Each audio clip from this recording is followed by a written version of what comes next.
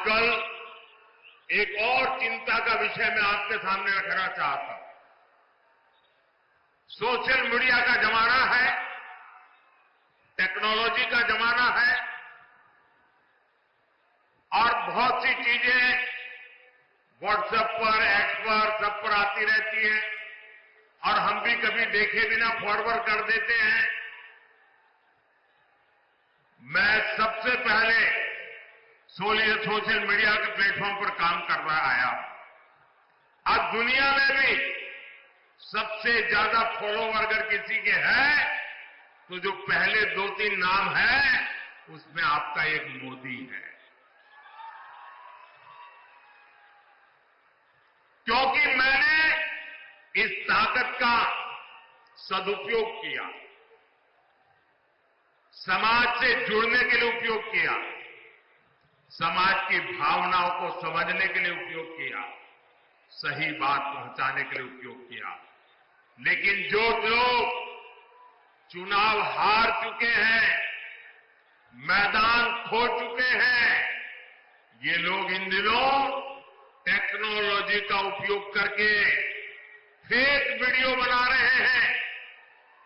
Artificial intelligence का दुरुपयोग करते हुए मेरी आवाज में ऐसी भद्दी चीजें आजकल सोशल मीडिया में डाल रहे हैं कि बहुत बड़ा खतरा पैदा हो रहा है।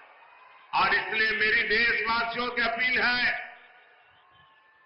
कि कोई भी फेक वीडियो आपको नजर आए, आप पुलिस को जानकारी दो, हमारी पार्टी को जानकारी दो, कानूनी लोगों पर कार्रवाई होगी और उनको सबक सिखाया जाएगा। ये देश का कानून किसी के साथ भी प्रकार के खेल खेलने की इजाजत नहीं देता है। मध्य प्रदेश में चुनाव था, अमिताभ बच्चन की आवाज में उन्होंने ऐसी खबरें चलाई, आखिरकार अमिताभ बच्चन को एक एफआईआर करना पड़ा, वो लोग सारे पकड़े गए।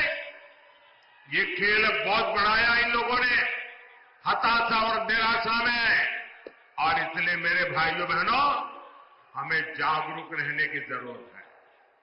ये कोई भी फेक चीज है उस पर भरोसा मत करना। तो आप देख सकते हैं कि सोशल मीडिया पर जो चीजें हैं वो किस तरह बिगड़ रही है। सोशल मीडिया पर हर रिश्ता आदर्श नहीं हो सकता। दूसरों के रिश्तों से अपने रिश्ते की तुलना करना छोड़ना चाहिए और अपने पार्टनर के साथ अपने छोटे छोटे पलों को जो है खास बनाने का प्रयास करना चाहिए।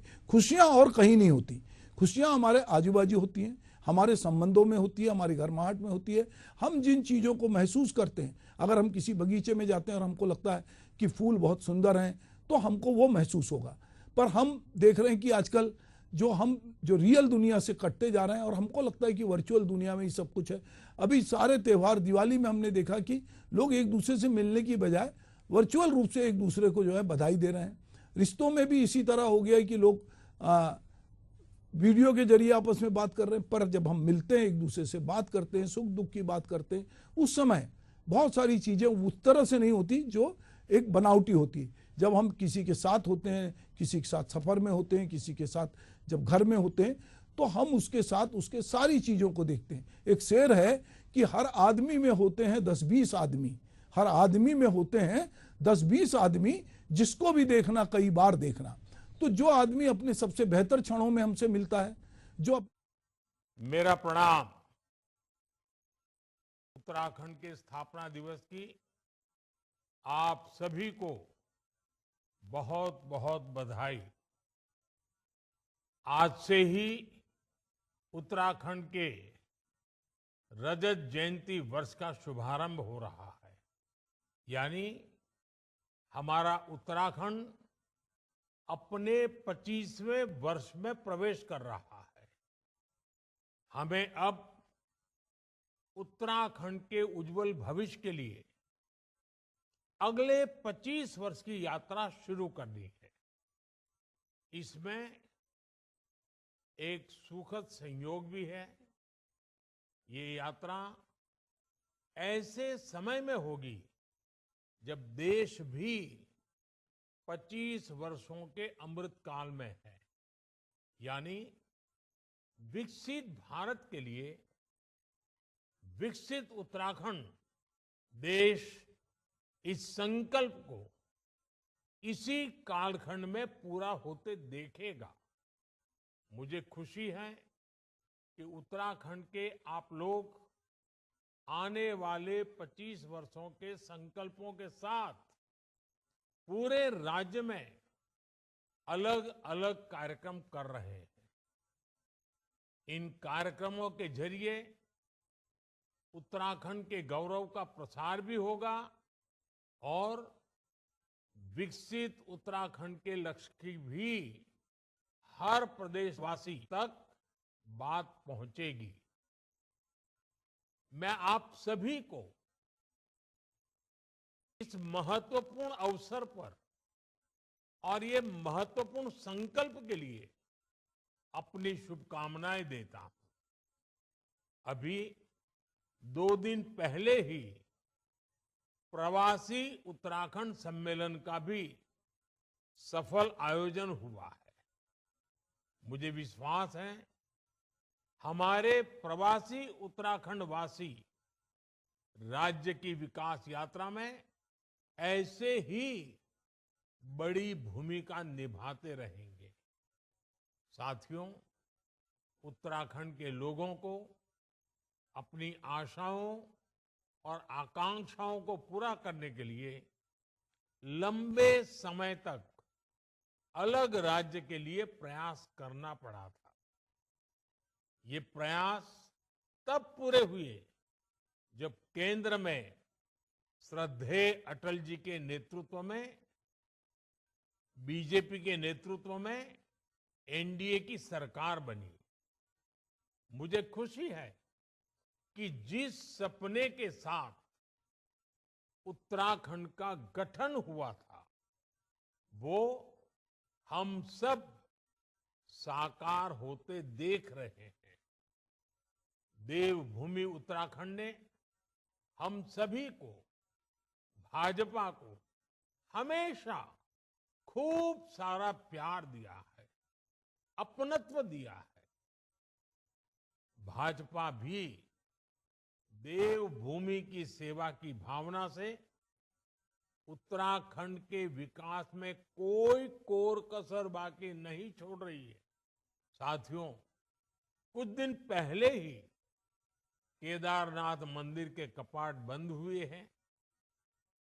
कुछ साल पहले बाबा केदार के दर्शन के बाद उनके चरणों में बैठकर मैंने बड़े विश्वास से कहा था कि ये दशक उत्तराखंड का दशक होगा।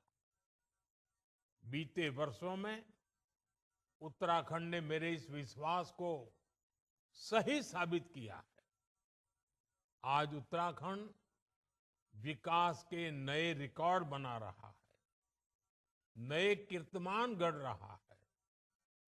पिछले साल के सस्टेनेबल डेवलपमेंट गोल्स इंडेक्स में उत्तराखंड को पहला स्थान प्राप्त हुआ है।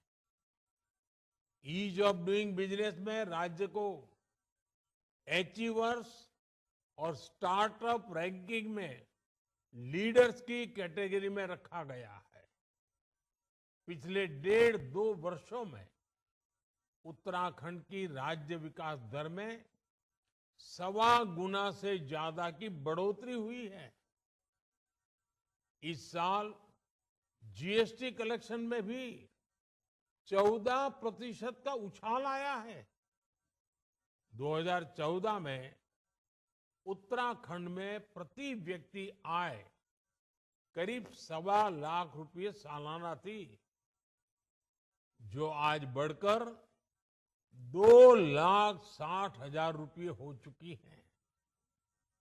2014 में उत्तराखंड राज्य का सकल घरेलू उत्पाद यानी स्टेट की जीडीपी 1,50,000 करोड़ के आसपास थी। अब ये बढ़कर करीब करीब 3,50,000 करोड़ रुपए हो गई है। ये आंकड़े बताते हैं कि उत्तराखंड में कैसे युवाओं के लिए नए अवसर पैदा हो रहे हैं। कैसे यहाँ औद्योगिक तरक्की हो रही है। सरकार के प्रयास से विशेषकर राज्य की हमारी माताओं, बहनों, बेटियों का जीवन भी आसान बन रहा है। उत्तराखंड में 2014 से पहले 5% से कम घरों में नल से जल आता था। आज ये बढ़कर करीब करीब 96% से ज्यादा अधिक हो चुका है। करीब करीब 100% की तरफ आगे बढ़ रहे हैं। 2014 से पहले उत्तराखंड में सिर्फ 6000 किलोमीटर की पीएम ग्राम सड़क बनी थी। 6000 किलोमीटर। आज इन सड़कों की लंबाई बढ़कर 20,000 किलोमीटर से ज्यादा हो गई है। और मुझे मालूम है पहाड़ों में सड़कें बनाना कितना बड़ा कठिन काम होता है और कितनी बड़ी जरूरत होती है। उत्तराखंड में लाखों शौचालयों का निर्माण करके, हर घर बिजली पहुंचाकर, उज्ज्वला योजना के तहत लाखों गैस कनेक्शन देकर, आयुष्मान योजना के तहत मुफ्त इलाज की सुविधा देकर हमारी सरकार हर वर्ग, हर आयु के लोगों की साथी बनकर काम कर रही है। साथियों, डबल इंजन की सरकार का अर्थ क्या होता है, ये भी हम उत्तराखंड में देखते हैं। उत्तराखंड को केंद्र से पहले जो अनुदान मिलता था, वो आज करीब करीब 2 गुना हो गया है। डबल इंजन की सरकार में ही उत्तराखंड को एम्स के सैटेलाइट सेंटर की सौगात मिली। इसी दौरान देश का पहला drone application research centre Dehradun में खोला गया। उधमसिंह नगर में स्मार्ट इंडस्ट्रियल टाउनशिप बनाने की योजना है। आज उत्तराखंड में केंद्र सरकार के 2 लाख करोड़ रुपए के प्रोजेक्ट्स चल रहे हैं। कनेक्टिविटी से जुड़े प्रोजेक्ट्स को तेज गति से पूरा किया जा रहा है। ऋषिकेश, कर्णप्रयाग रेल परियोजना को 2026 तक पूरा करने की तैयारी है। उत्तराखंड के 11 स्टेशनों को अमृत स्टेशनों के रूप में विकसित किया जा रहा है। देहरादून दिल्ली एक्सप्रेसवे के पूरा होने के बाद दोनों शहरों की दूरी 2.5 घंटे में तय कर ली जाएगी। यानी एक तरह से उत्तराखंड में विकास का महायज्ञ चल रहा है, जो इस देवभूमि की गरिमा को भी बढ़ा रहा है। इससे पहाड़ों पर होने वाले पलायन पर भी रोक लगी है। साथियों, हमारी सरकार विकास के साथ विरासत को भी सहेजने में जुटी है। देवभूमि की संस्कृति के अनुरूप केदारनाथ धाम का भव्य और दिव्य पुनर्निर्माण किया जा रहा है। बद्रीनाथ धाम में विकास कार्य तेज गति से आगे बढ़ रहे हैं। मानसखंड मंदिर माला मिशन के तहत पहले चरण में 16 पौराणिक मंदिर क्षेत्रों को विकसित किया जा रहा है। ऑल वेदर रोड से 4 धाम यात्रा को सुगम किया है। पर्वतमाला परियोजना के तहत यहाँ के धार्मिक और पर्यटन स्थलों को रोपवे से जोड़ा जा रहा है। मुझे याद है, जब मैं मणा गांव गया था, मैंने वहां बॉर्डर पर अपने भाई बहनों का अपार स्नेह देखा था। माणा गांव से ही वाइब्रेंट विलेज प्रोग्राम की शुरुआत की गई थी। हमारी सरकार बॉर्डर किनारे के गांवों को आखिरी गांव नहीं बल्कि देश का प्रथम गांव मानती है।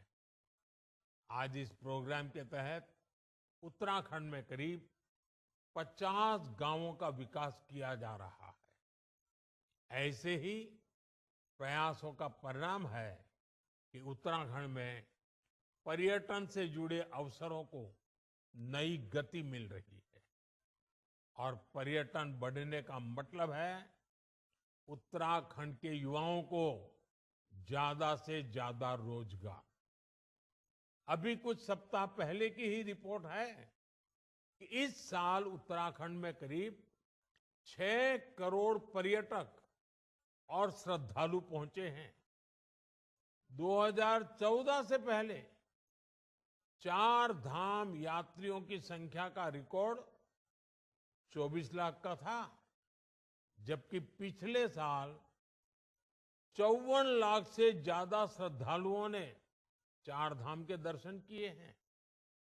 इससे होटल से लेकर होम स्टे वालों को, टैक्सी से लेकर टेक्सटाइल वालों को, सभी को बहुत लाभ हुआ है।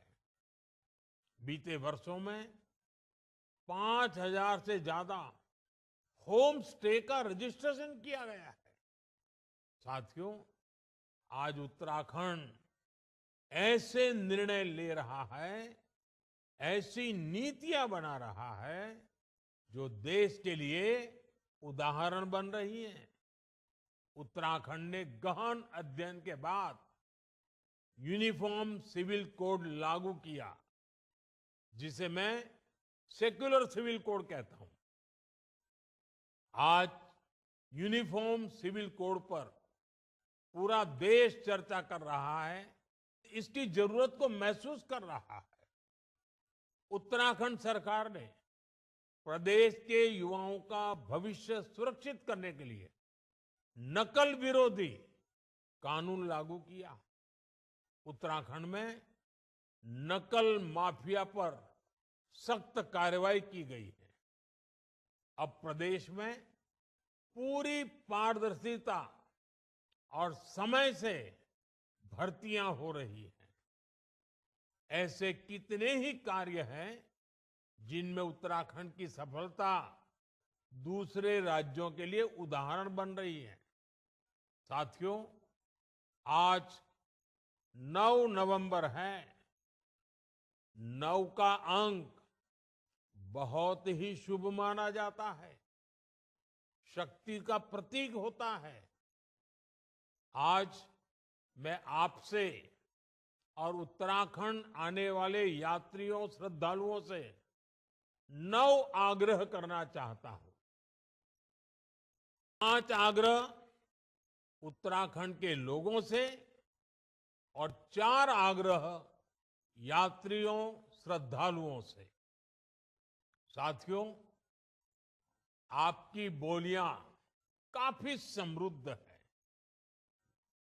गढ़वाली, कुमाऊनी, जौनसारी, ऐसी बोलियों का संरक्षण बहुत जरूरी है। मेरा पहला आग्रह है कि उत्तराखंड के लोग अपनी आने वाली पीढ़ियों को जरूर ये बोलियां सिखाएं। ये बोलियां उत्तराखंड की पहचान को मजबूत बनाने के लिए भी जरूरी है। देवभूमि के लोग प्रकृति और पर्यावरण के कितने बड़े प्रेमी होती है, ये पूरा देश जानता है। उत्तराखंड तो गौरा देवी की भूमि है और यहाँ हर महिला मां नंदा का रूप है। बहुत आवश्यक है कि हम प्रकृति की रक्षा करें। इसलिए मेरा दूसरा आग्रह है, एक पेड़ मां के नाम, हर किसी ने इस आंदोलन को आगे बढ़ाना है। आजकल आप देख रहे हैं, देश भर में ये अभियान तेज गति से चल रहा है। उत्तराखंड भी इस दिशा में जितनी तेजी से काम करेगा, उतना ही हम क्लाइमेट चेंज की चुनौती से लड़ पाएंगे। उत्तराखंड में तो नौलों धारों की पूजा की परंपरा है। आप सभी नदी नौलों का संरक्षण करें, पानी की स्वच्छता को बढ़ाने वाले अभियानों को गति दें, ये मेरा आपसे तीसरा आग्रह है। मेरा चौथा आग्रह है, अपनी जड़ों से जुड़े रहें, अपने गांव लगातार जाएं और रिटायरमेंट के बाद तो जरूर अपने गांवों में जाएं, वहां से संबंध मजबूत रखें।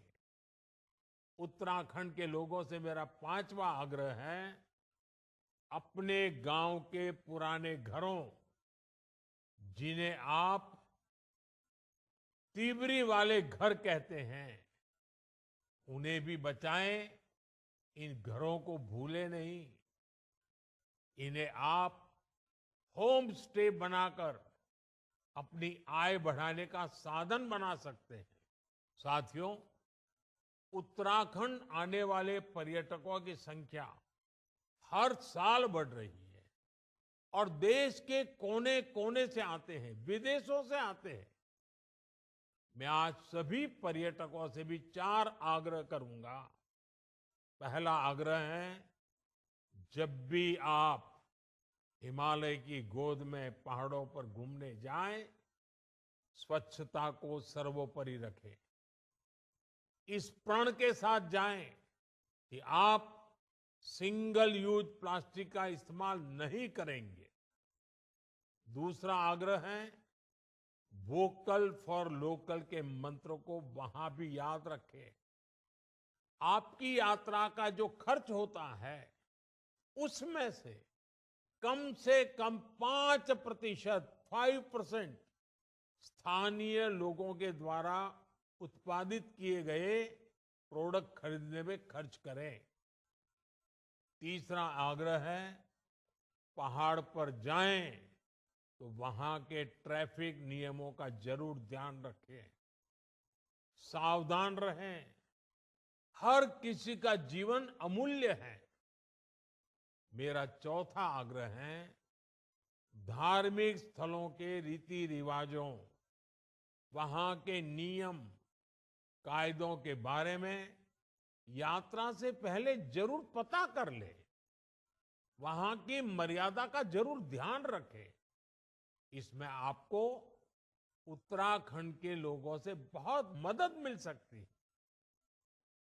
उत्तराखंड के लोगों से 5 और उत्तराखंड आने वाले लोगों से मेरे 4 आग्रह देवभूमि के विकास में, देवभूमि की पहचान को मजबूत करने में बड़ी भूमिका निभाएंगे।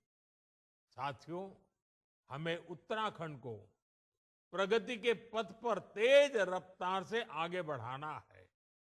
मुझे विश्वास है, हमारा उत्तराखंड राष्ट्र के संकल्पों को पूरा करने में इसी तरह महत्वपूर्ण योगदान देता रहेगा। मैं एक बार फिर उत्तराखंड स्थापना रजत जयंती वर्ष की आप सबको बहुत बहुत शुभकामनाएं देता हूं। बाबा केदार आप सभी के जीवन को मंगलमय बनाए। बहुत बहुत धन्यवाद।